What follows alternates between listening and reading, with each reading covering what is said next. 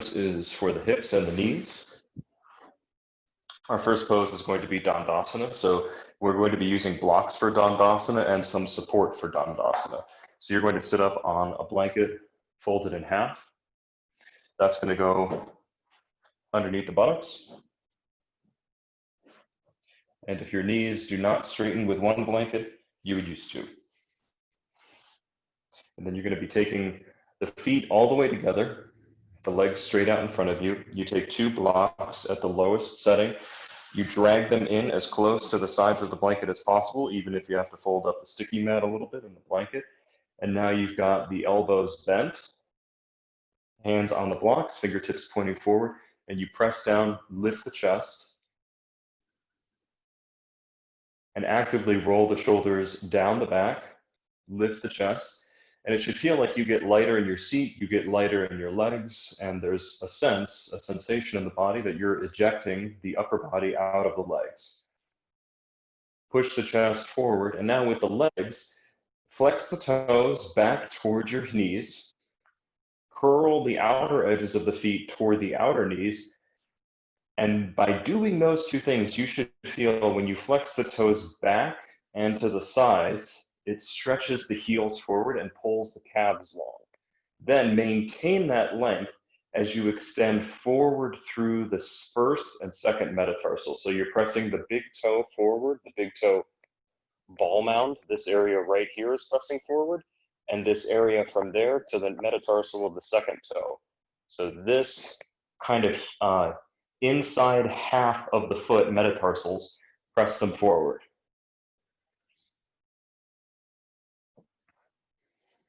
Lift the chest, and now press the knees down symmetrically.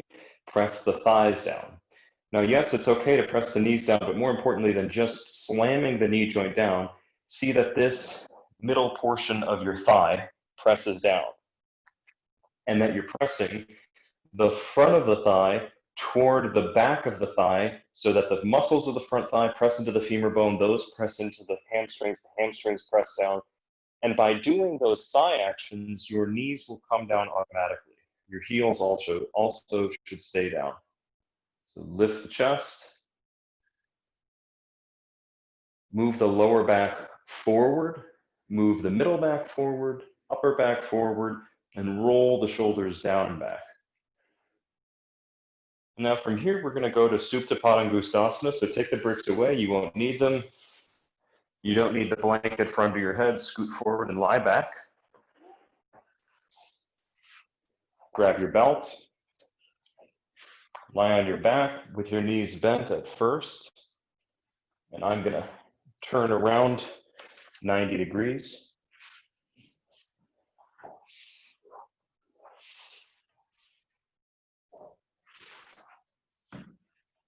So lie on your back with your knees bent, your feet flat on the floor. Before we go into Supta Padangusthasana, reclined holding the big toe pose, we're going to do a very good Supta Tadasana, reclined mountain first.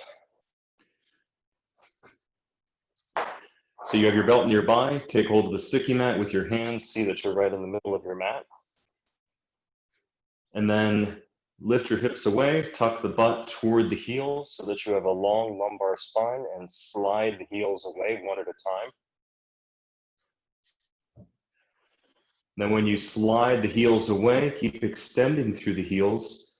Join the feet together now, inner edges of the feet together, and take two Dandasana staff legs, just like you did a moment ago. So you press the front of the thigh toward the femur bone toward the hamstring, and you're emphasizing that pressure right in the middle of the leg, not so much at the knee, more in the middle of the leg, or even better still, the upper thigh. Extend through the heels and extend through those first and second metatarsals. So sometimes we do this pose at a wall, and that gives you the feeling of stamping your foot into the wall, your heel into the wall. So as if you had a wall there now, press your heels away from your waist so that you stretch the inner legs long, and press the heels as if you had the wall there. Now we're going to take the right leg up. Take your belt, bend your right knee. When you take up your right leg, it will it's imperative that the left heel maintains that extension. So bend the right knee in toward the chest, lasso the right foot, keep the left heel extending, and then straighten the right leg up. And at first, we're taking the leg perpendicular to the floor.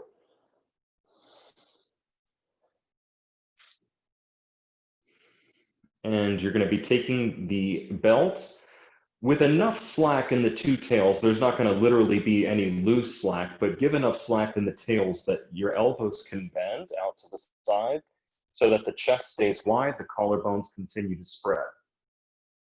Now, you have to take two Dandasana legs yet again. You press the front muscles of the legs in toward the femur bone, and those press back toward the back muscles of the legs.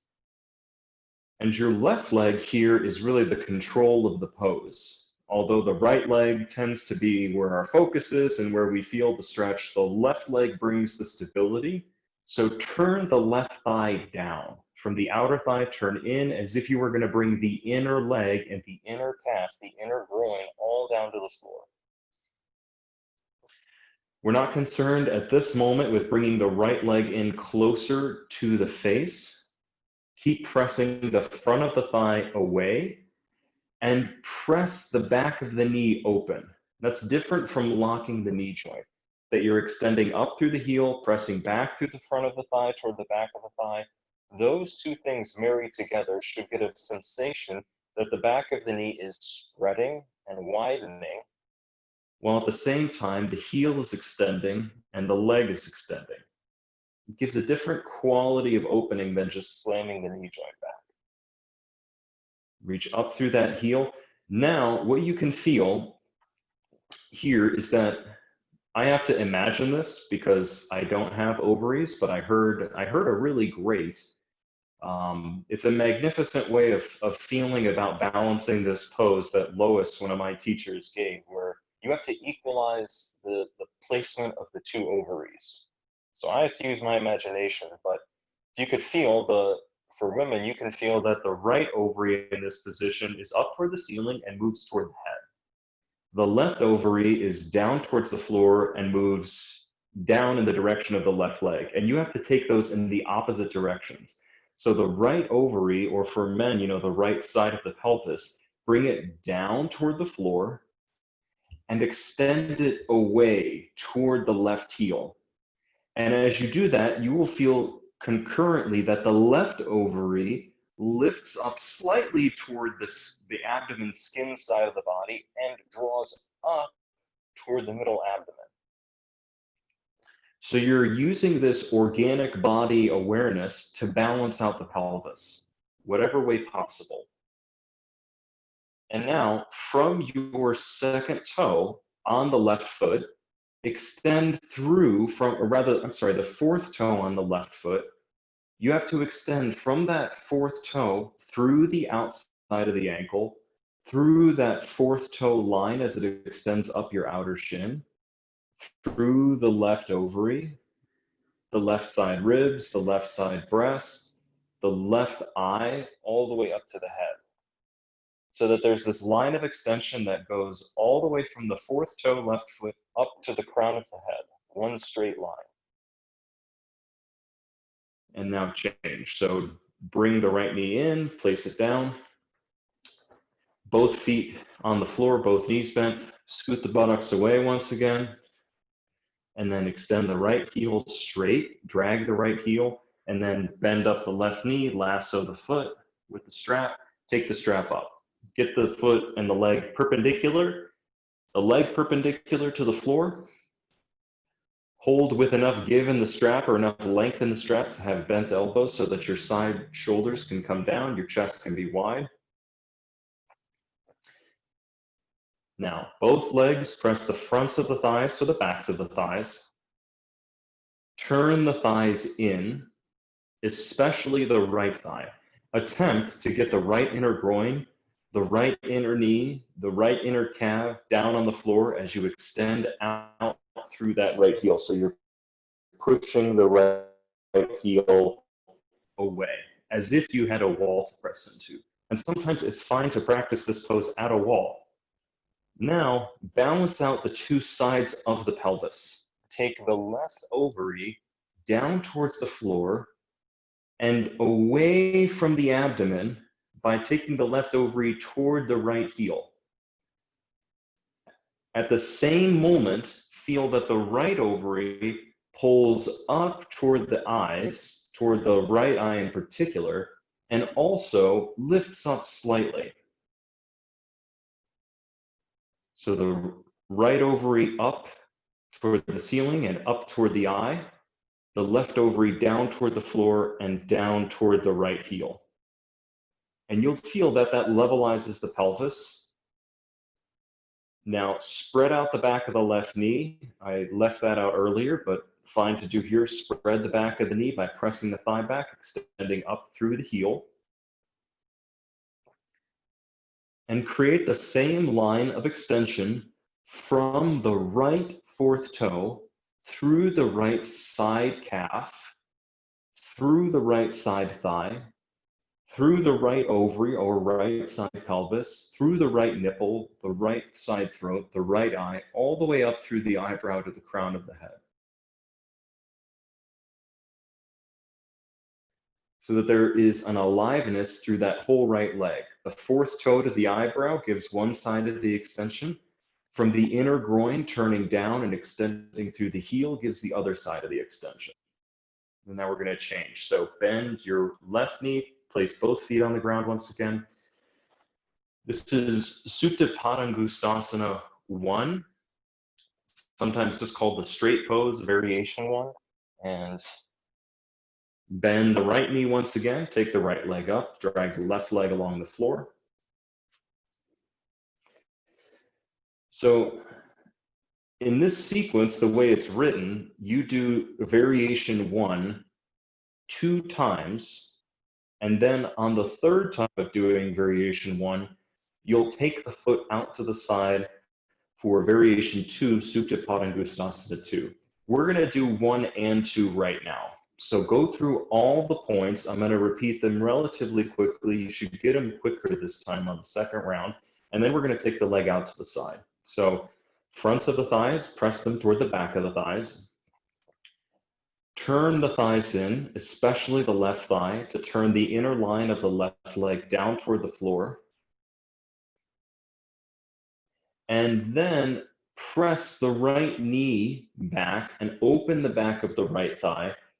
Press the right femur bone back, extend up through the heel, and open the back of the right knee. More important than pressing the knee back, which you can do that to some degree, we can all do that, is to press the middle of the thigh bone back. That's a little more refined and a little safer than just pressing the knee back. Now, take your attention to your pelvis, drop the right ovary down to the ground and extend it toward the left heel. On the left side, extend the right ovary or the left ovary up in the direction of the left eye. And that already begins the extension through the side of the body. From the fourth toe on the left foot, extend up through that line of the leg, all the way up through that side of the pelvis, that nipple, that eye, to that side of the head. Extend straight up.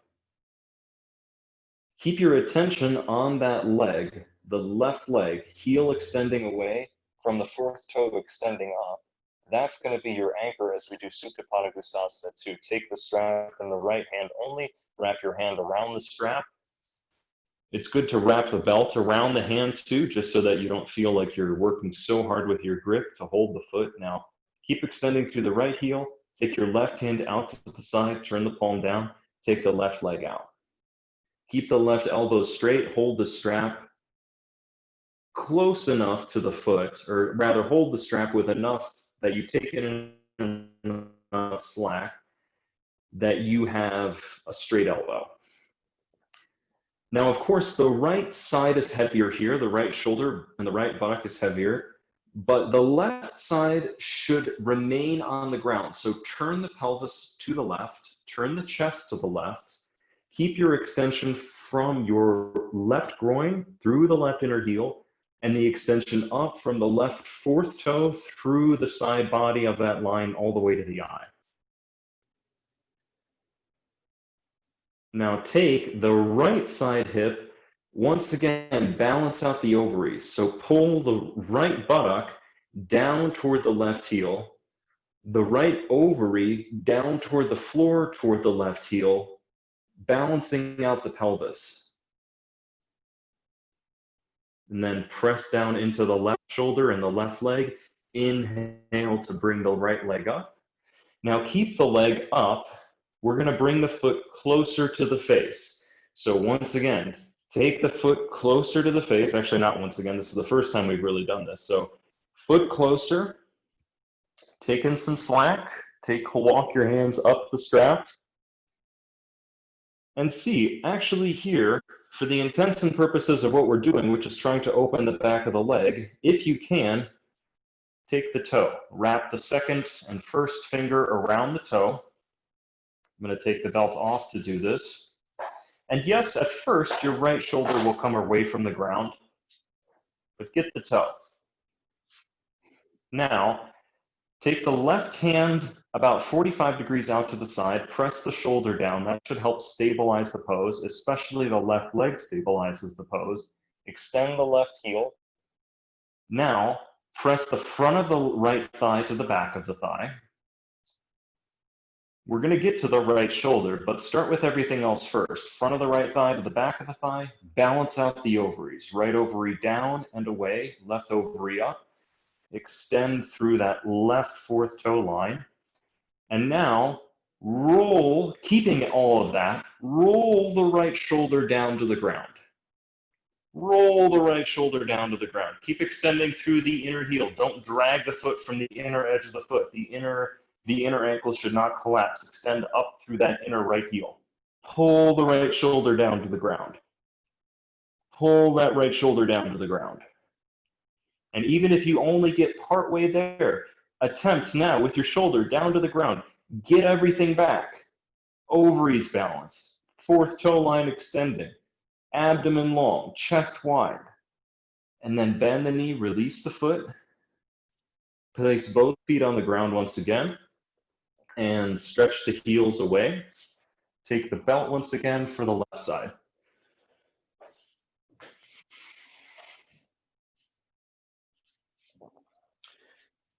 Take the left foot up, hold the strap.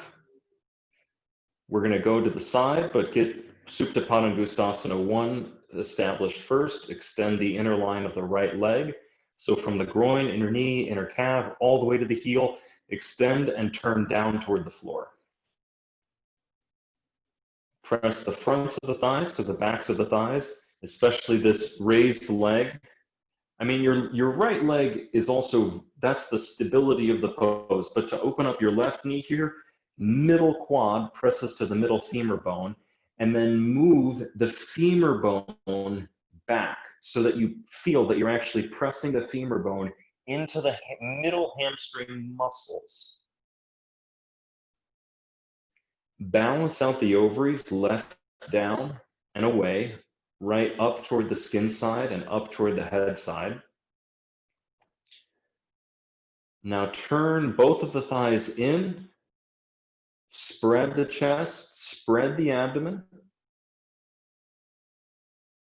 And now take that extension from the right fourth toe up through that fourth toe line of the right leg, right ovary, right nipple, right side throat, right eye.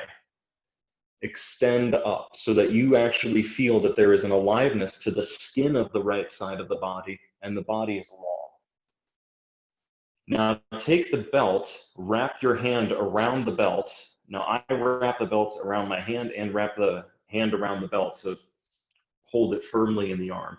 Take your right arm out to the side, press the right shoulder down, keep the extension of the inner line of the right leg going away, and from the fourth toe going up through the eye to give stability to the pose as you bring the left leg out to the side with a straight left elbow. And when you take the left leg away, extend through the left heel, And you don't have to go down to the floor, and you also don't need to keep your right leg perfectly on the ground, but you should be on the lookout for the moment when your weight and your body just goes flying over to the right, or rather to the left. You want to prevent that. You want to keep the right side of the body. Your aim is to keep that right side of the body as steady on the ground as it was in Supta Padangusthasana 1. So turn the hips to the right, turn the chest to the right, extend the abdomen, and now seek to balance the organic body and the pelvis. Left ovary down toward the right heel, right ovary up, extend the abdomen, extend from the right fourth toe up through the eye.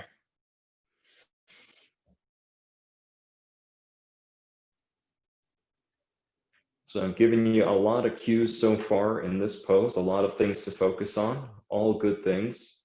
Get as much of it as you can. Practice later on and see if you can discover more within these instructions. So now to come out, bring the left leg back up. And now we're going to do Supta Padangusthasana 1 with holding the big toe. So start by just taking in slack. And if you're going to die, then you just keep holding the belt with less size tail on either side. But if you can, reach forward, hold the big toe with the second and first finger, and then carefully get the belt out of the way. You don't want that to fall on your head. Now, yes, the left shoulder at first may be off the ground. Let's fix all the alignment cues that we've set up so far first, and then get that left shoulder down. So front of the right thigh down into the ground, front of the left thigh back, spread the left knee open. Extend through both heels, and don't allow the holding. When you hold your left big toe, don't allow that to pull your inner ankle short. Extend through your inner ankle.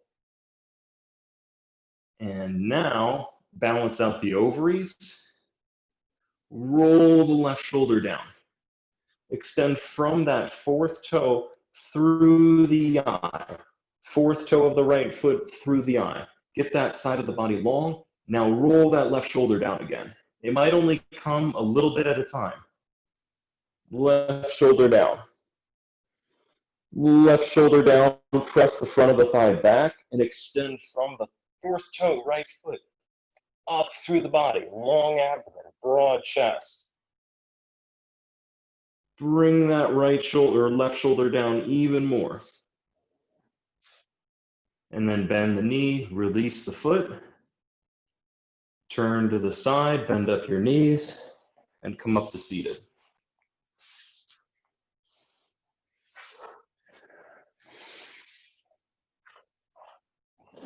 Now, take the blanket, take your 2 blankets for Urdhva Mukha, upward facing Janu Shirshasana, upward facing head of the knee pose.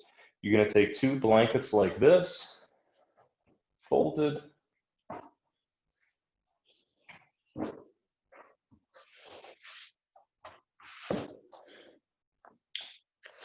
And I'm trying to think of the best way to mirror you. I'm just going to directly mirror you.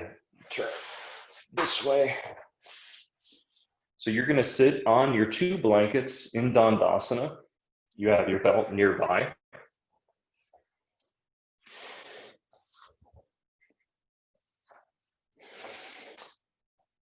So this is Janu Shirshasana, but only the initial stage where you have a concave back, which is, in Sanskrit, we call that Urdhva Mukha Janu Shirshasana, upward facing. So you're going to be bending up your right knee first, take the right knee out to the side, and you're going to be placing the right top of the foot on the ground with the right heel near the right groin.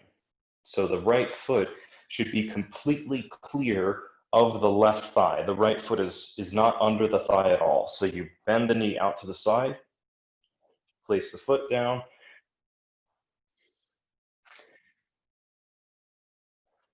And from here, you extend from the left inner groin through the left heel.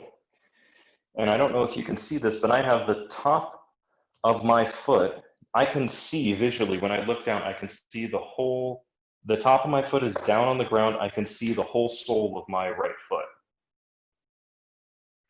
And then if you need to, you sit off to the side of your blanket. So I'm moving my blankets out from under me a little bit so that my blankets don't impede the ability of my right back thigh to go down so that my right knee can go down.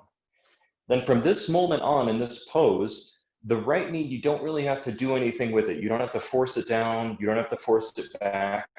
But if you're getting knee pain at this moment, you would be placing like a rolled cloth or something in the knee joint here as you need to. Because sometimes the outer knee, when you bend up your knee like this out to the side, the outer knee goes into a deeper flexion more quickly than the inner knee. So having the roll behind the knee and pulling the roll out in the direction of the inner knee can help open the inner knee and make the knee open more symmetrically. So that is an as needed thing. We're going to go on to the upward facing part of the pose. So here you'll take the strap around the foot.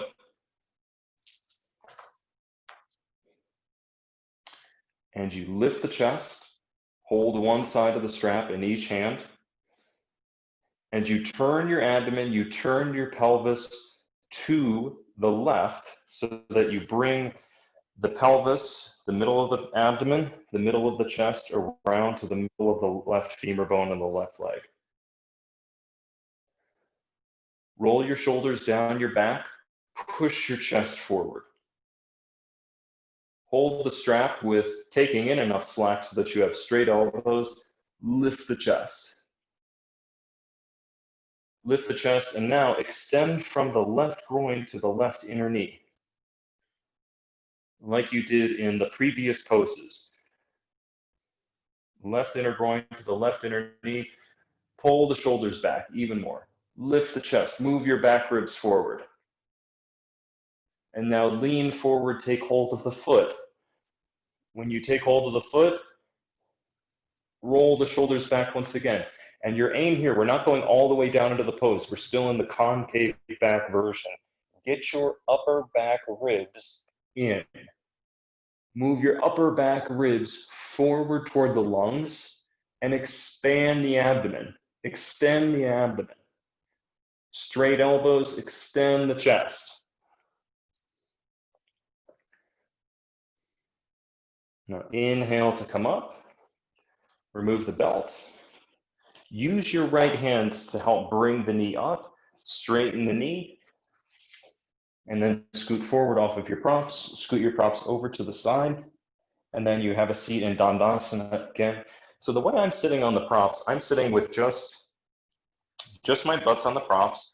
And I have clearance where I'm right at the edge on the left side so that when I bend up my left knee, this part of my thigh here isn't on the blanket so my left knee can go down. So I bend up the left knee, the left thigh is off of the props, the left foot is exposed and I can see it, it's not hidden under the right leg. I take my belt, lasso the foot, and here we are, upward facing.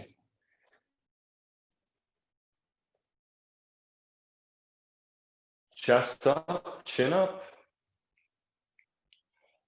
Again here, if the left knee pains, you have the option to add the roll, and it's good too with the roll. You can, see if I have, sometimes I'm going to use a rope for this because the rope is one of the best things to do this with. But if this knee pains, you can take a belt or a strap and I put it around the knee.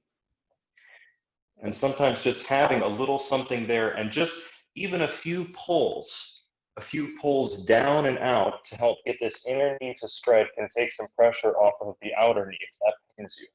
And now, and this could be anything, the rope is nice because it's thicker. So sometimes like a thin rolled bath towel or a hand towel is nice. The strap works, but it might not be thick enough to give you the response that you want. So anyway, those are some options for you. Hold the strap with straight elbows, lift the chest, turn the chest so that the chest turns to face the middle of the right leg. Now, the left knee's in position. You don't really have to mess with it too much. You don't have to force it down. You don't have to force it back. but you want to see that it really doesn't change position too much. So pacify that left knee and focus your attention on turning your abdomen and turning your chest to the right without involving the left knee, without modifying it or dragging it with you, so to speak. And that's going to be especially important now because we're going to go forward and take the foot. Lift the chest, extend forward, hold the right foot. Now you can feel if you did nothing with your abdomen and your belly button would kind of bloat over to the left in the direction of the left leg and left big toe. And your left ribs would poke out to the side. So move the left ribs. The right is important too, but the left ribs especially, move them forward and then turn the abdomen around toward the right leg. Turn that abdomen around, lift the chest, lift the back ribs, put the back ribs into the back, and then extend through them to lift the chest. So back ribs press forward into the lungs, and then they lift and spread away from each other to help lift the chest. And then inhale to come up. We're going to take out this gear, straighten the legs, and now just sit on one blanket. We're going to be doing upward facing Paschimottanasana, upward facing intense back stretch. For this, you're going to have your feet hips distance apart. Extend the feet out in front of you, straight legs in Dandasana. Now we're going to go right for the feet, and you're going to hold the outer edges of the feet. Your aim isn't to go all the way into a forward fold. It's to keep your back ribs in and keep the legs and the knees spreading. So lift the chest, extend the arms up, extend forward, hold the sides of the feet. And now look down at your knees and lift your chest to greet your chin.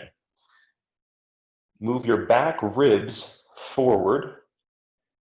Lift the chest up, elongate the abdomen, and study your knees. Study if the two sides of your knee, and what I'm calling the sides of your kneecap, are the lines that run from the side of the knee near the IT band to the side of the shin near those muscles that create the ankle, I think that's pronation. So you have that line on the outside of the knee, and then you also have the line on the inside of the knee that's near the inner groins completion, the inner calves origin. Those two lines, see that they're equidistant from each other, and it's harder to do if you're wearing the yoga pants. It's easier if you can see your knees, but you see that those two lines are parallel and also equidistant from the floor. So for me, my right knee tends to turn out, my right leg tends to turn out, and that inner knee is higher relative to the outer knee.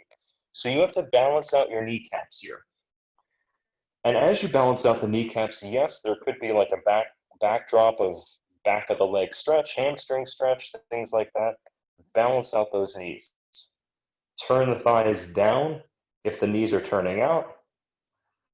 That's the most common, is that the knees turn out. So we'll tell people turn the thighs in and extend the back ribs forward. Now look at the feet, lift the chest, and inhale to come up. And then we're going to go back to Janu Shirshasana. If you need the support of the two blankets, which I enjoy, I think it's helpful. It gives me a better pose. So I'm going to take another blanket back. If you want to stay on your one blanket, that's fine. So sit up on your blankets. And now you're sitting off center on your blanket so that you're right on the edge on the right side, so that you can bend your right knee out to the side. And that thigh clears the blankets and the knee comes down.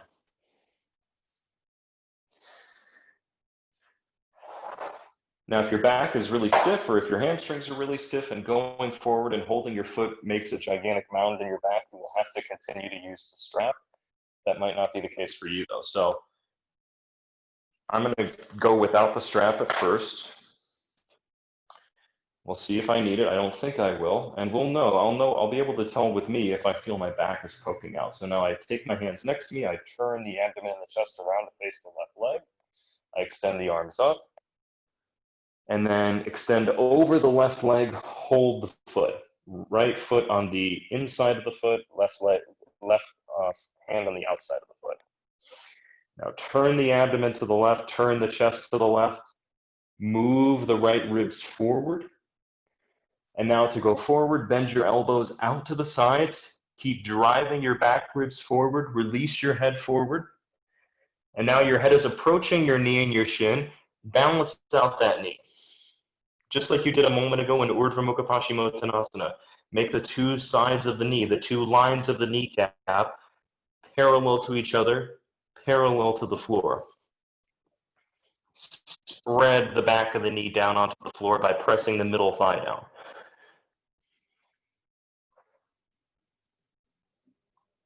Bend the elbows out to the sides, extend forward even more. Sides of the ribs extending forward. Turn the abdomen to the left, turn the ribs to the left, move the right ribs in and forward.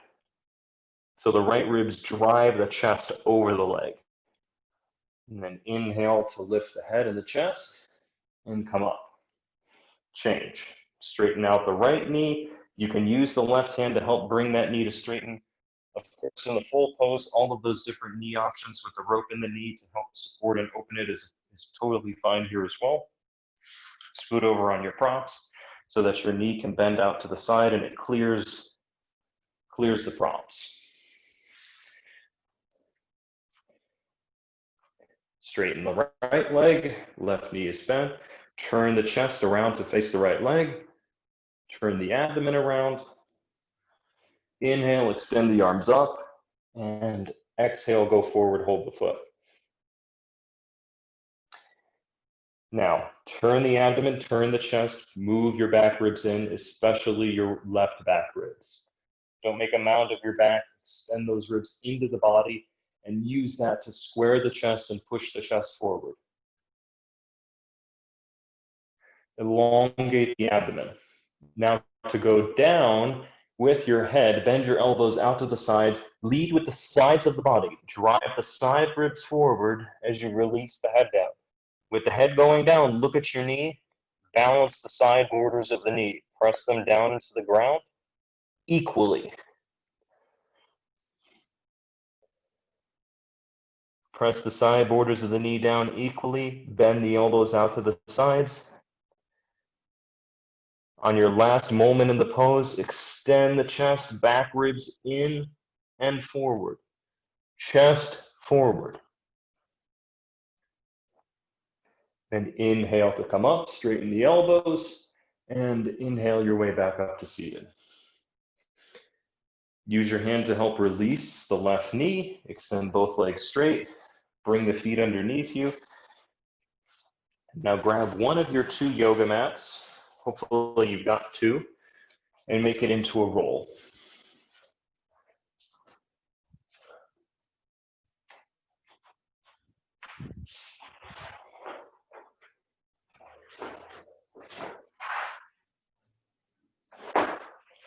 So we're doing Vajrasana with the roll.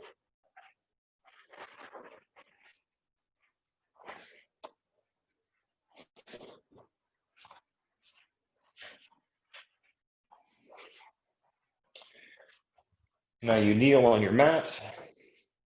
You place a brick under the butt so that when you sit, you do want the butt to come down on something because the thickness of the roll is going to get you higher. Actually, excuse me, we're going to be doing Vajrasana first, so the brick won't be used at first. Likely the blanket will be used, and I'm not sure how much I'm going to need yet, so I have my two blankets out to the side. In Vajrasana, your knees and your feet are hip distance apart, but this roll is going to go behind in the back of the knee. So the best way to get in, there's two ways. One is to stand up and sit down. Another way, which I enjoy the most, is to come forward onto your head and drag the roll in.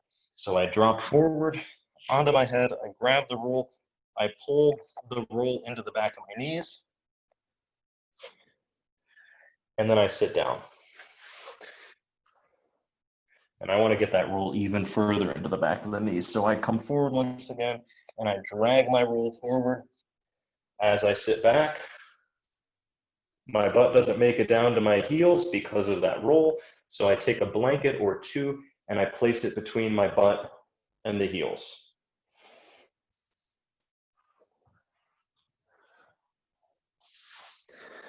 So you could have a wide array of experiences here. It might just be feeling like it's a massage for the calves. It might feel like the knee joint is opening. All of those are fine. If there's a lot of pain in the knee joint, if it's too much for you, then you could make this tool, one, it could be less thick, or two, you might just need a little bit more support between the butt and the heels.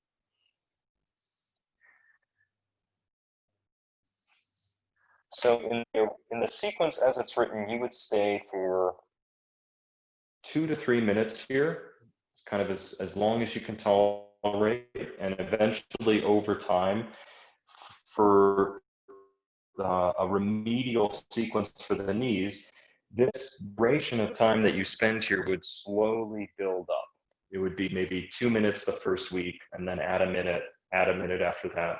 And slowly the calves will open more and more, the knee joints will open more, but this gives at least a demo of what you're gonna be doing, and we're gonna move on. So we're gonna come forward, remove the blanket, remove the bolster, remove the mat rather. And now we're gonna take the classical pose Virasana. To do this, you sit down between your heels. So now my knees are together, my heels are hips distance, borders of the hips distance apart.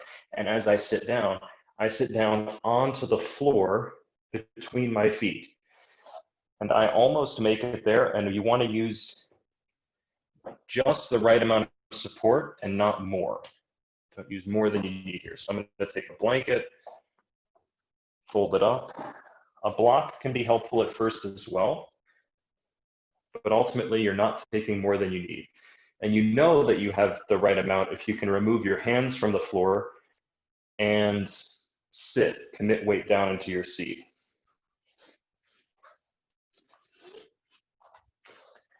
So one of the adjustments that we make in this pose is to turn the calves out. So come forward once again, crawl your fingers into the back of your knees, pull the calves out and down toward the heels simultaneously, so that when you sit down, you have this support or this space of having the calves pulled out and down that gives space to the knees. And then to finally complete the safe position of the knees, the tendency for many of us is that one or both knees, and you can see this, it turns like this. This would be, I can kind of glorify it, that the knee turns out to the side. And that will give immediate, if not immediate knee pain, eventual knee pain. So one of the helpful adjustments is to pick the knee up, turn the knee from on the top, I'm talking from the top of the knee, turn the area of the knee from the inside out and roll the knee down. And you can do that with both knees, that you're rolling the knee, talking from the top knee, from the inside down, or from the inside out, rather. So again, what you're essentially going for with the knees is from the inside of the knee here on the top knee, or the anterior knee, you're rolling toward the outer knee. And then also the calves are rolling from the inside out. And this sounds strange, but the thighs roll in without disturbing the knee. So turn your thighs in without turning the knees in.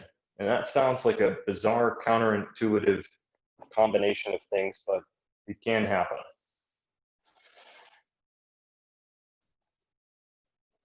And you would be here similarly for 2 minutes at a time, maybe 3 minutes in the first week, and then you would add a minute or two as you go along. So now from this point, we are going to release Virasana. There's a few ways to release, but you ultimately always release Virasana with a minute or two of having the knees fully straight. So you come forward, you remove the blanket from underneath you, and then you can cross your legs behind you, sit back, and extend your legs forward to Dandasana. So that little sequence of just Virasana, or Vajrasana and Virasana are one of the best combinations of poses for the knees, but you have to get some extension to the knee joint first. You have to get some of these poses before you go into that deep of a flexion. But once you get that, then it's quite healthy for the knees. So there's a shortened version of this sequence where you just do Supta Padangusthasana, the first pose, and then those kneeling poses, and then this next pose, and that's it. That's like the 15, 20-minute version. So the next pose is Upavishta Konasana. Take your feet out to the sides. Spread the legs wide. And now take your hands next to you with the feet spread, with the legs spread. Use your hands to lift your hips and slide your feet out to the sides as you drag your hips, and use your hands to drag the hips forward or press the hips forward. And now I have the benefit in my room of having, I can see my floorboards and try to use some patterning on your floor to check where your feet are. So I can balance out my feet, I can balance out my legs using my floor as a guide. So I see that my heels are on the same line of my hardwood floor. And then once again, I'm gonna lift and I'm gonna drag the heels out to the sides as I kind of levitate my butt forward. Now, keep the feet flexed, don't point the toes, flex the toes up toward the hips and turn the inner knees down toward the floor. Press the middles of the thighs, middle thigh bones, straight down and extend from the groin to the heel. It's almost like you have little wheels under the heels and you're trying to extend on the wheels, slide the heels out and back behind you at the same time. Now you have to blend that with keeping the buttock descending, especially if you're like a lumbar lordosis, hyper flexible in the lumbar. It's easy to just throw the lumbar forward in this pose, right? So you have to keep the butt committed down into the ground while extending through the heels and lifting the chest.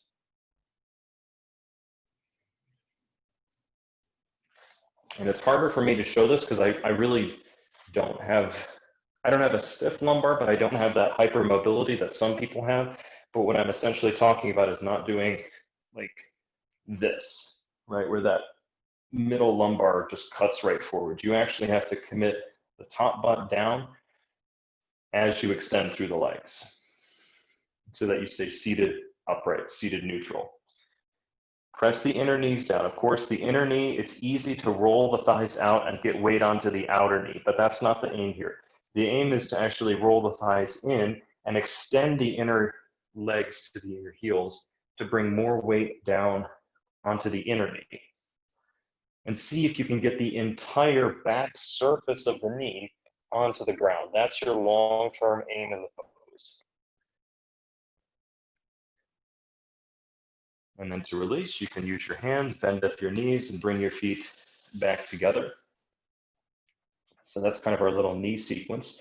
And then for the hips, come up to standing and grab your yoga chair.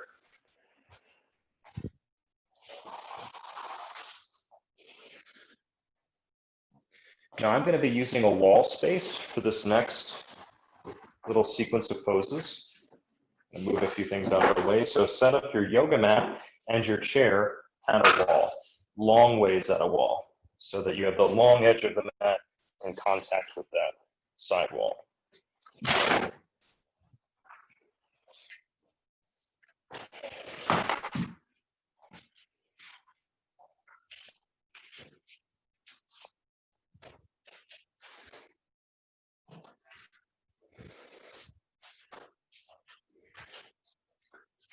You're going to take a chair, open up the chair, and place the chair next to you.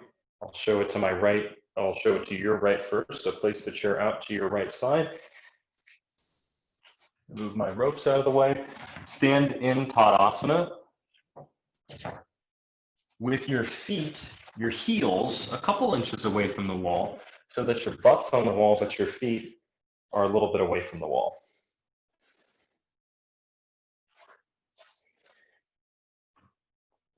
So it's the utmost importance here that you feel the right side of the sacrum and the left side of the sacrum on the wall. And then get the top shoulders to the wall, extend the arms. And now you're going to bend up your right knee and place the right foot out to the side on the chair. And now see that your left side of the sacrum does not leave the wall. Yes, the way that your right knee is bent and the way it's going out to the side means that your right gluteal muscles are going to be engaged and your right buttock is going to feel basically larger. It's going to feel kind of more solid on that wall. But don't lose the left buttock on the wall. In fact, turn the hips to the left, turn the pelvis to the left, maintain that. Now press the right knee back. Press the right knee back toward this wall behind you without becoming lighter, or better still, without altering the pelvis at all. And you might feel a very strong array of engagement and sensation along the outer line of the right leg, the outer medial right glute. Keep the chest on, like the chest lifted, side shoulders on the wall, and you can just take your hands to your hips. It's a little, tends to have a little bit more space for the upper body that way. Now see, press back that left hip once again. Press back the right knee. Don't give either one, don't overdo either one so much that the other becomes lighter. Do more of both equally.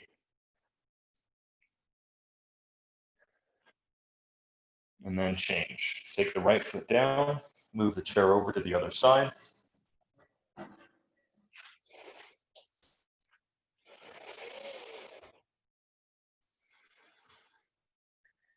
Now you're in Tadasana. You ensure that you have the two sides of the sacrum on the wall. Pay close attention to that right side as you bend the left knee up and out to the side and place the left foot on the chair.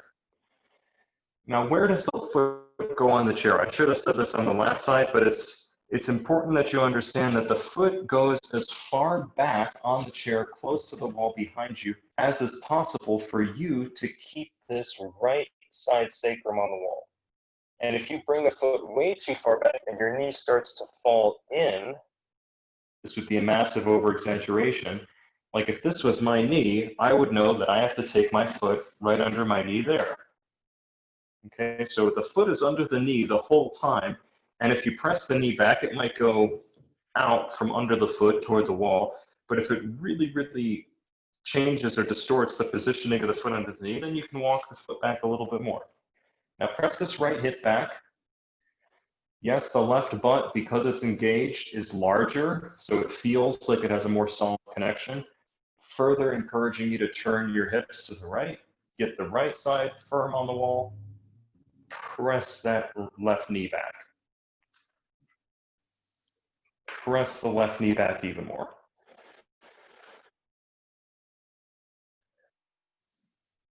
Press the left knee back. Even walk the left foot back on the chair a little bit.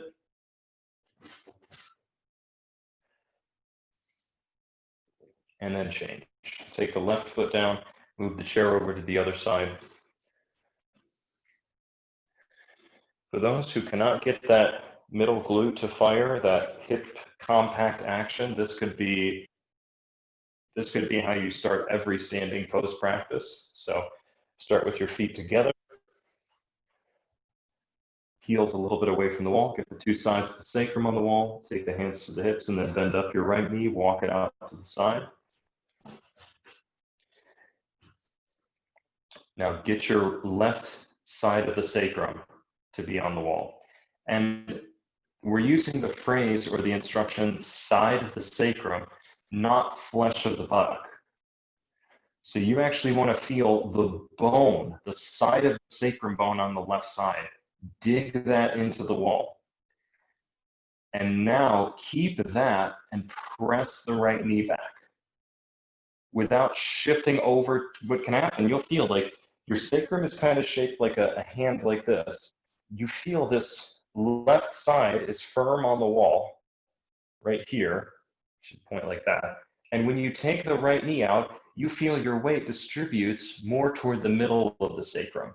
Don't allow that to happen. Keep the left side the most firm point as you bring the right knee back. Feel the left border of the sacrum cut into the wall as the right knee goes back.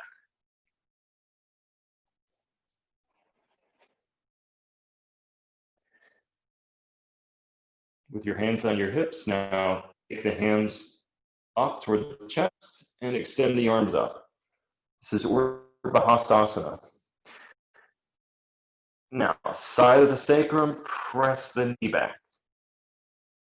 Press the knee back, hold it back. And take the arms down, release, take the foot down. Take the chair over to the other side. Well, let's get set up first. So feet together, a few inches away from the wall. Bend up your left knee, take the foot to the chair. Now get the bony ridge, once you're on the chair, get the bony ridge of the right side of your sacrum onto the wall.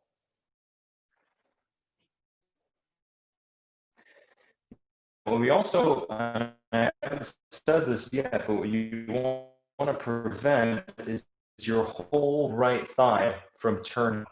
Turn the right thigh into your sacrum to press. Maintain those two things. Press the left knee back.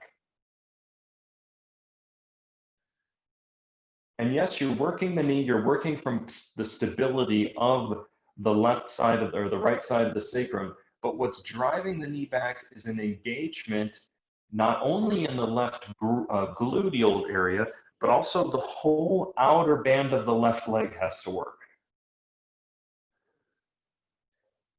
Get that bony outer side, right side ridge of the sacrum on, press the left knee back. And press that left knee back even more. Now take the arms forward, extend the arms overhead. Urdhva Hasta with the arms. Left side ridge of, rather right side ridge of the sacrum presses. Press that left knee back. And even still, to enhance this more, can you get the left side buttock to come away from the wall while keeping the left knee pressing back, while keeping the right side ridge of the sacrum on the wall? And then release. Take the hands down, take the foot down, remove your chair. So for this next sequence of poses, we're going to be using a belt pretty much for the rest of practice, 2 belts around the femur bones. So sometimes we call this belting your hips or using the belts to compact the hips. I take 2 belts. I'm just going to place one like a tie, have it ready. And I have this belt. And carefully, I'm going to step into the belt. It's fine to tie the belt around your hips too if you don't feel comfortable stepping in. But I see that when I belt my hips, I have the buckle somewhere in the middle of my pelvis so I can see where the buckle is. And I'm tightening the belt with the sides of the belt on the femur bones. Don't worry about the tail, we'll take care of the tail. So when I put my hands on the sides of my hips, I should feel my 2 femur bones, like these greater trochanters of the femur bones. And the belt goes about ½ centimeter lower than that, so that the entire side of the leash of the belt, the whole fabric, makes contact with femur bone. And then if I look, my belt, this belt is tightening this way. So I have to pull in this direction to tighten this belt. Now I want to put the other belt on in the opposite direction. So this first belt, I have to tighten this way. I want to have the other belt going so that I tighten it the other way, so that they give kind of a cross pull on the hips. So put this other belt on.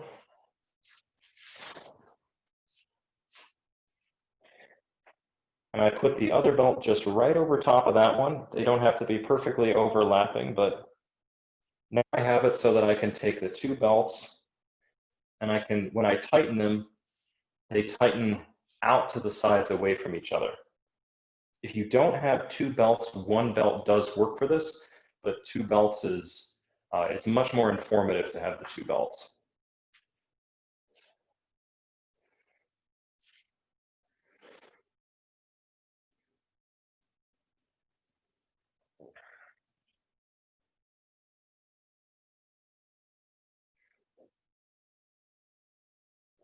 Good, yeah, that's perfect. So now you've got that feeling, like when you tighten the belts, you're pulling out to the sides. Now you've got these long tails, and you're gonna take one and just loop it around and just tuck that tail in either to your pants or to the belts themselves. I take mine and just tuck it into my waistband here on one side and do the same thing with the other.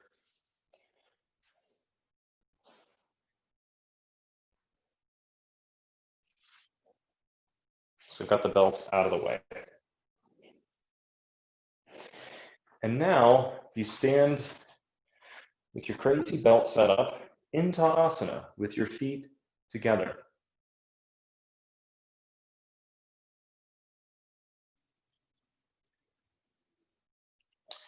With the feet completely together, it should now feel like all of a sudden the hips compact in an entirely, it feels to me like I've never had my hips compacted this much before. The belts help so much. If you've got them tight enough, and if they're on the femur bones correctly, they should compact so much. Now, before we get too crazy with that compacting action, start with all of the normal things that you would do in Tadasana. So press down into your toes, lengthen them forward, press down into your heels so that you take the very front top thighs near the pants pocket back.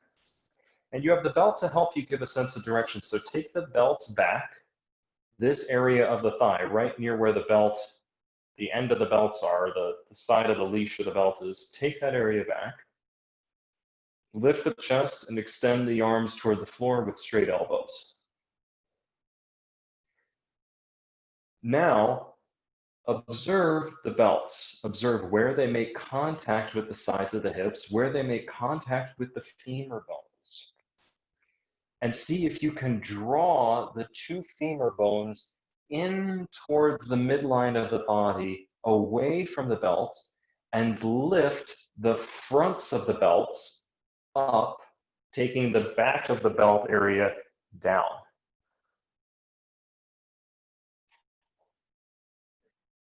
Femur bones in toward the sacrum, front of the belt, front hip flexors raised, top buttock down toward the heels.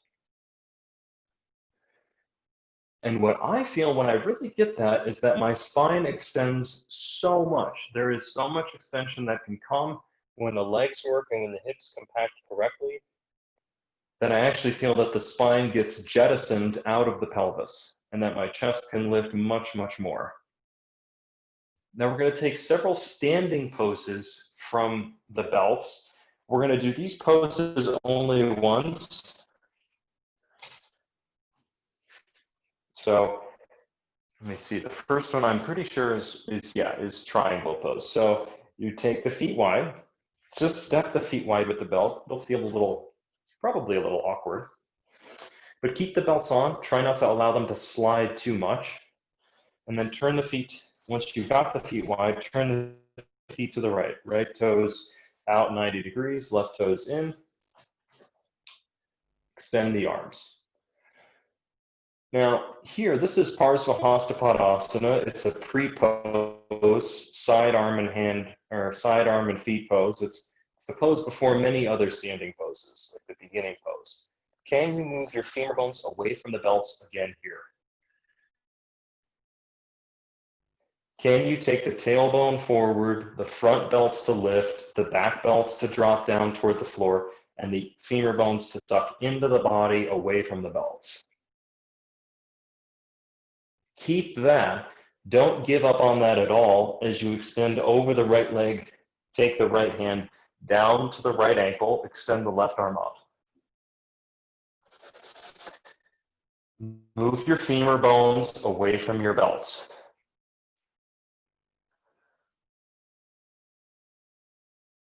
Lift from the pubis in the front through the abdomen to the chest. Roll the shoulders away from the ears down the back. Press back the left heel and use the pressure on the left heel pressing to move that left femur bone away from its belt. Never give up on that femur bone moving away from the belt. Just assume that more can take place. Press the left heel, pull the arm, inhale to come up. Turn the feet parallel, turn the feet to the right. My right, your left. So once the feet have turned to the left, keep the arms extended, femur bones away from the belts.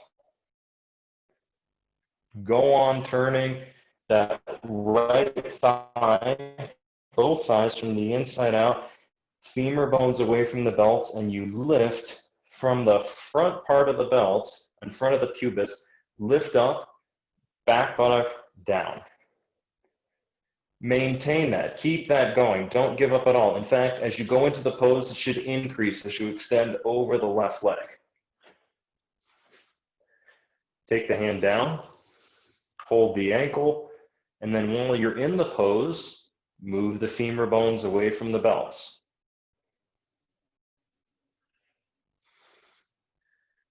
Even more, move the femur bones away from the belts. And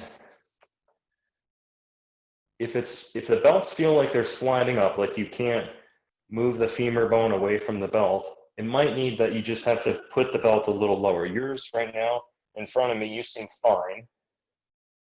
But if it feels like you can't get that, then maybe the belt is too high up. So turn the thighs, move the femur bones away from the belt, lift the chest. Extend from the pubis through the abdomen to the chest, and then inhale, pull the arm to come up. Turn the feet.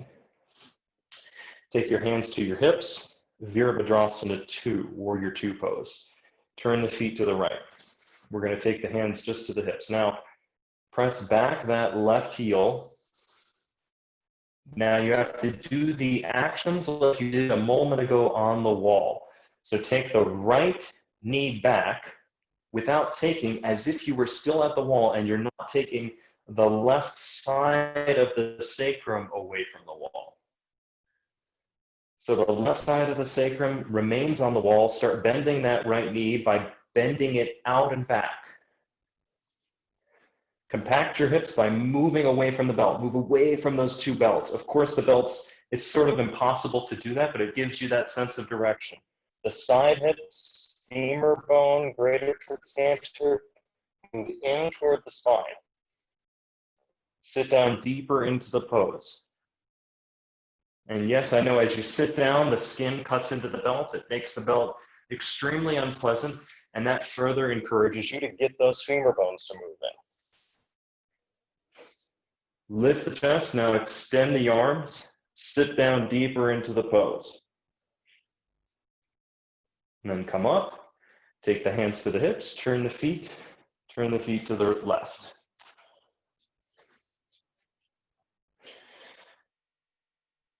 Roll both of your thighs inside out, hands on the hips, press down the right heel. Now you have to imagine that that right edge of the sitting bone is at the wall. Press that right bony ridge of the sitting bone back into the wall, bend the left knee, and press the left knee back. Go on bending that left knee. Press the knee back the whole time. Don't lose that right ridge of the sitting bone, though. Keep that the whole time. And the more the knee bends, the more the femur bone should suck in away from the belt. Extend the arms. Go on, sit down deeper into the pose. Drop the right buttock, rather the left buttock down. Lift the chest. Femur bones away from the belt. Right sitting bone at the wall. Left knee presses back. And inhale to come up. Turn the feet and walk the feet back together. Good. Ardha Chandrasana, half moon pose. So for spacing in my room and for the camera's sake, I'm going to step over to the left on my mat. Set my right foot out, turn the right foot out. And you as well, spread your legs like you're about to do triangle pose. We're going to half moon. And now extend over the right leg. Hold the ankle, bend the left knee, hop forward, place your right hand, put your left hand on your hip. Your right hand should be on the pinky toe side of the foot. That's easier for balance. And you should have that hand at least 12 to 16 inches in front of that foot. That's about your range.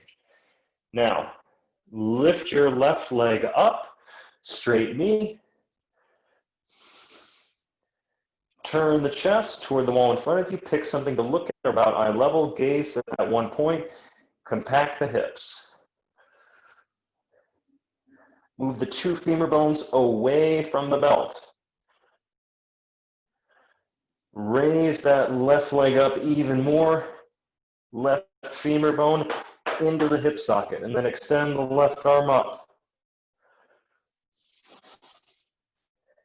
Bend the right knee to come down.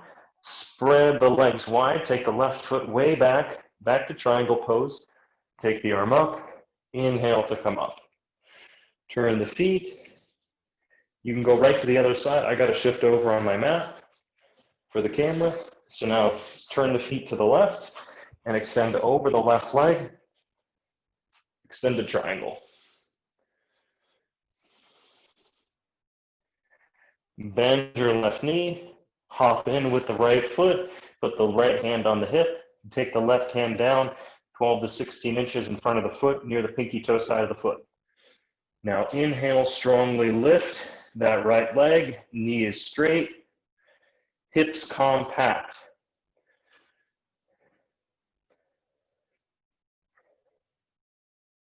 While you're up, observe the femur bones moving away from the socket, the femur bones moving into the socket by moving them away from the belt. Femur bones away from the belt. Extend the right arm up. Turn the chest up, and then to come down, bend the left knee. Big step back with the right foot, right arm up. Inhale, pull the arm to come up. Walk your feet back together. Once you're up, back to Tadasana.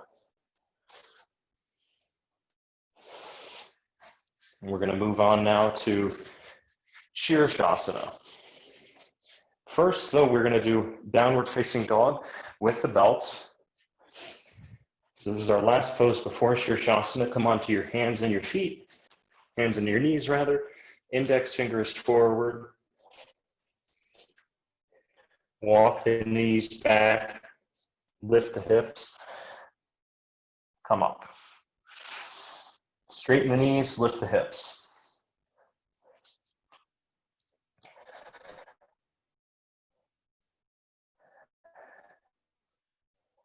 As you stay here, lift the belts up, press them back. And you lift the belts up and press them back, extend from the thumb through the inner shoulder, expand the sides of the ribs, press the fronts of the thighs back. Extend the arms, press the front of the thighs back, extend the heels down.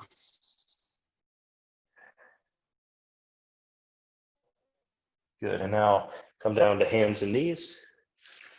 And prepare for Shirshasana by using a blanket or folding your mat twice to make a 4-layered mat.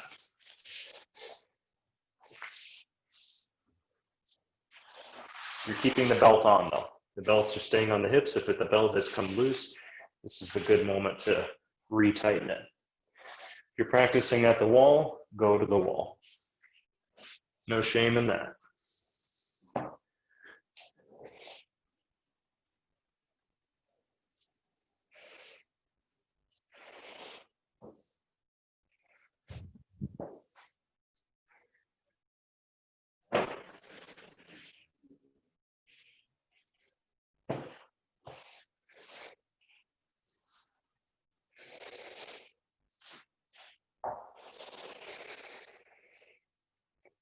So you can probably already tell what's coming. When you're up in headstand, I'm going to tell you to move your femur bones away from the belt, and don't just rush right into that. Get up and get your balance first. So the priority, if you're at the wall, is that you get away from the wall, and then once you're away from the wall, then you'll focus on the femur bone actions with the legs and all the belts and all that kind of stuff. So interlace your fingers, press your outer wrist down, press your inner elbows down. Cross your thumbs over top of each other. Place your head. Be farther back on your head than you would think you should be, so that when you come up, you're actually on your crown and you're not on your forehead. Now, walk your knees in, lift your feet, walk in, walk in, walk in, inner wrists down, inner elbows down, and then one leg, two leg, bent leg, straight leg, somehow bend the knees and come up.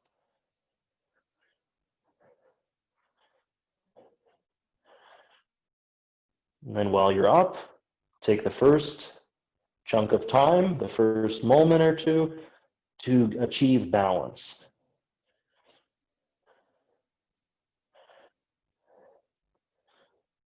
Press the outer wrists down, inner elbows down. And if you're at the wall, experiment with hovering one heel away from the wall. And hovering is not a very active verb, but it does sometimes feel like hovering. So to get out of hovering mode, extend the heels up.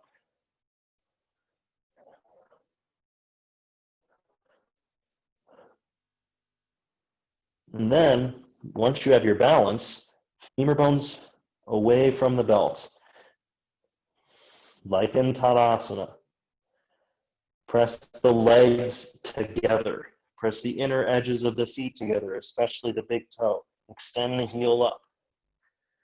Your knees have to be straight in order to get this extension. Otherwise, it's like you're trying to pick up a signal with a bent antenna. It's not going to work. It's going to be all distorted and could be hazardous. So straighten the knees, extend the legs up, move the femur bones away from the belt. And to straighten the knees here, you turn the thighs in, press the middle of the femur bone back, and extend up through those heels.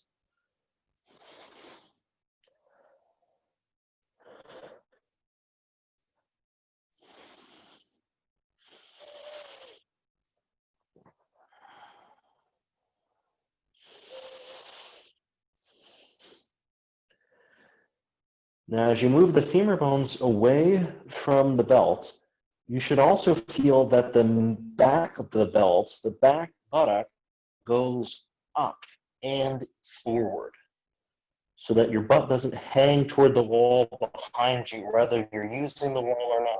You should be moving the butt away from the wall behind you, but that really only works if your feet are away from the wall. If your feet are at the wall still, then moving your butt away just further arches your back, which you're trying to remove by taking that middle buttock forward and tailbone up.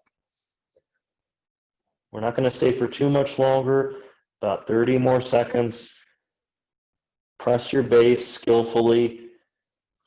Keep your jaw and your throat, your eyes, your tongue, facial features relaxed.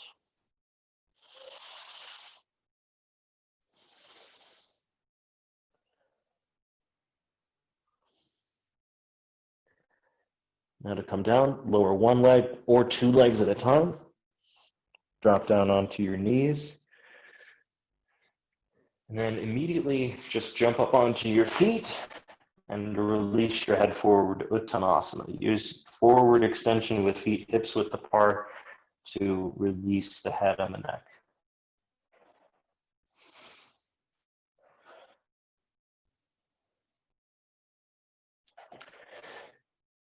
And now come up, inhale to stand, and start to set up, once you're up, for Sarvangasana shoulder stand.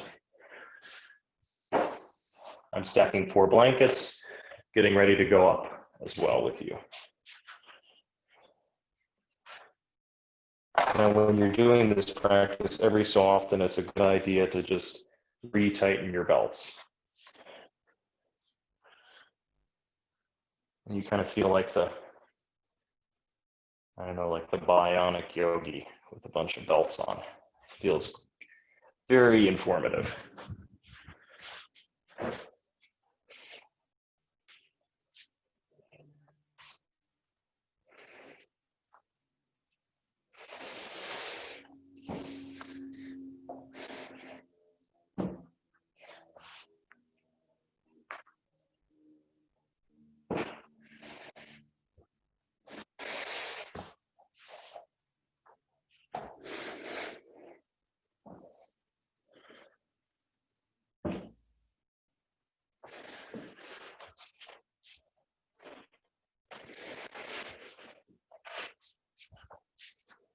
So once you have your blanket stack prepared, fold your mat over so that it covers part of the mat, part of the blanket, so that your elbows stick, but your shoulders can move freely on the blankets. Place a bolster down in front of those blankets to make a soft pad for your butt to start on and land on eventually. You can certainly use a chair for Halasana, or you can bring your feet to the floor. Now we're going to go into Halasana first and then up into shoulder stand. So sit, lie back. Get that approximate inch of space between the top shoulders and the edge of your blanket. Take the arms along the sides, press the arms down.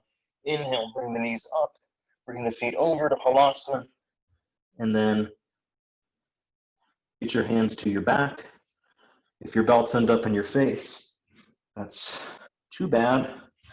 Happens. Then get your hands low to your shoulders.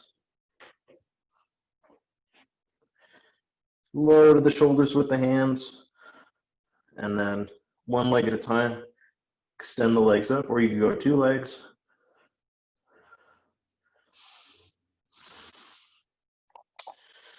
Now here you want to see that your elbows are about shoulder distance apart. Make sure that one elbow isn't going out to the side more than the other. And neither should really feel like they're going out to the sides. So you may have to occasionally fight your elbows closer together and get up to the top shoulders, top crest of the shoulder, more and more. Now, as you're in Sarvangasana, in shoulder stand, now middle buttock forward, move the femur bones away from the belt and extend up through the feet. Your knees have to be straight.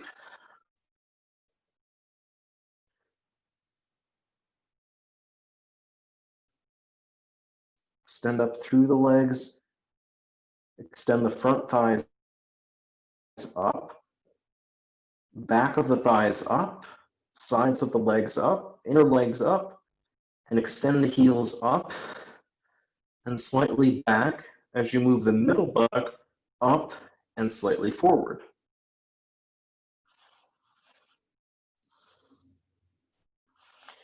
Take the feet momentarily hip distance apart.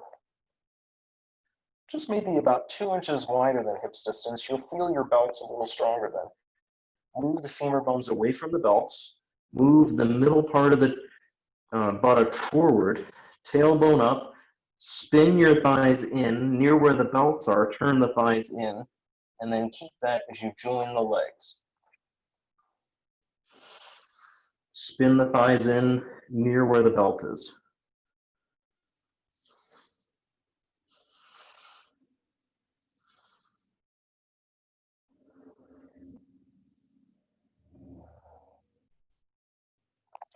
Good, and now if you're not using a belt for your elbows, you can simply roll out of the pose.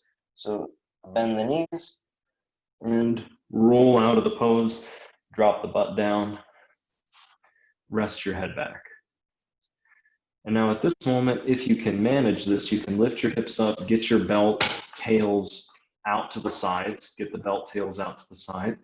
Just let the head rest down and use your hands to loosen up your belts. Pull one buckle in the opposite direction, pull the other buckle away to help loosen them up.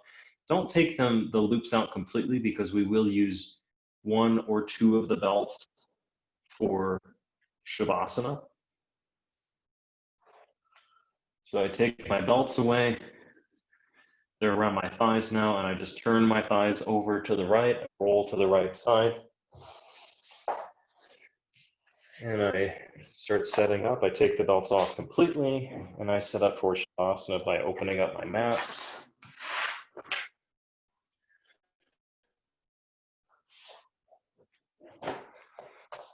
Fold the blanket over in half, one of them, so that I have a blanket for the, actually what we're gonna do is we're setting up supported Shavasana, Salamba Shavasana. So your bolster is gonna go across the middle of your mat.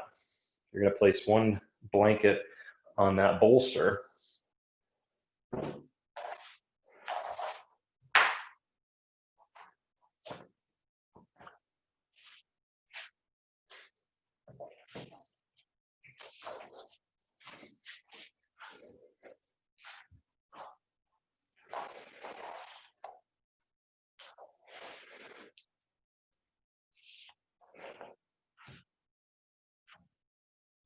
And now what you're gonna do is take you're gonna take a brick at the medium setting, going long ways like this. And this brick, I'm gonna raise one leg to show where it'll go. It's gonna go between your two legs, like between your two calves. And then one of your belts is gonna go around your two legs in the brick. And you're gonna use that belt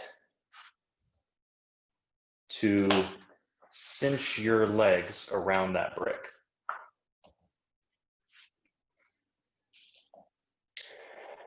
So that your legs don't feel like they're gonna fall out to the sides. You're completely cinched around that brick. This helps allow the groins to relax, can help the lower abdomen to relax.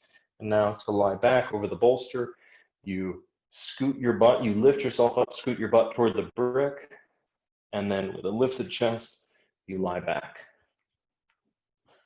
You make sure that your bolster is right in the middle of your mat. Mine was sort of askew, so I had to correct that. And then you lie back and let your feet go loose and your legs go loose.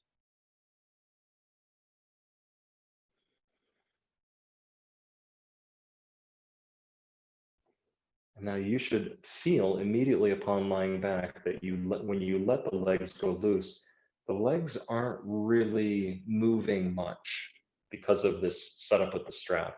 And you can feel that your front hip flexors, your lower abdomen, and your groins are all very relaxed. Everything's very restful here.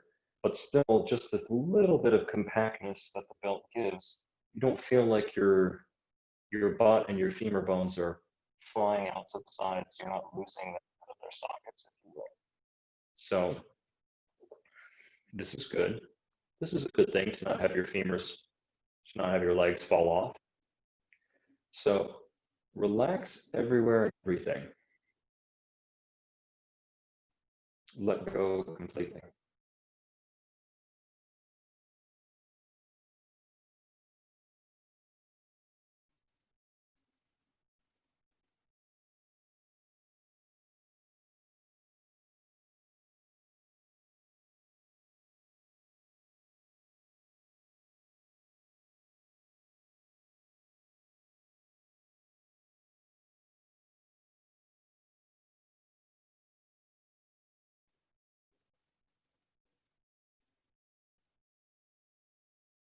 Release the facial features. Let the tongue rest back in the mouth. Allow the knees and the groins and the buttocks to soften, to drop. And release any effort, any control, any efforts and attempts of any kind in the legs, the whole body for that matter.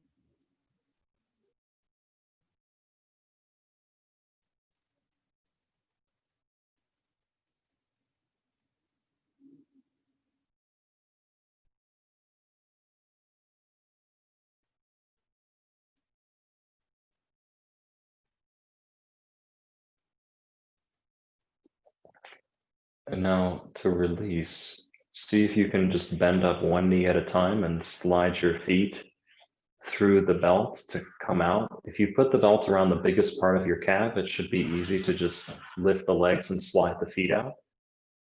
And then roll to the side. Use your hands to help you sit up. And use your hands to help you come up to any seated position.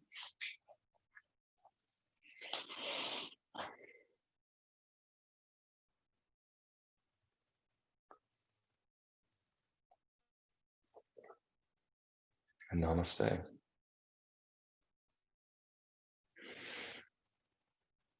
Peace be with us all. Om Shanti.